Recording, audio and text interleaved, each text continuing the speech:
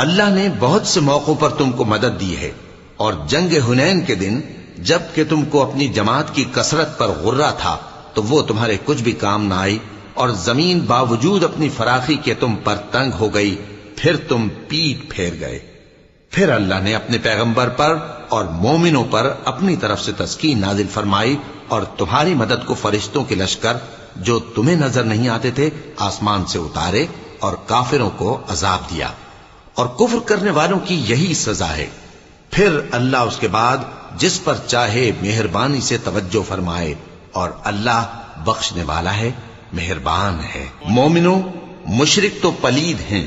تو اس برس کے بعد وہ مسجد حرام یعنی خانہ کعبہ کے پاس نہ جانے پائیں، اور اگر تم کو مفلسی کا خوف ہو تو اللہ چاہے گا تو تم کو اپنے فضل سے غنی کر دے گا۔ بے شک اللہ سب کچھ جانتا ہے، حکمت والا ہے۔ جو لوگ اہل کتاب میں سے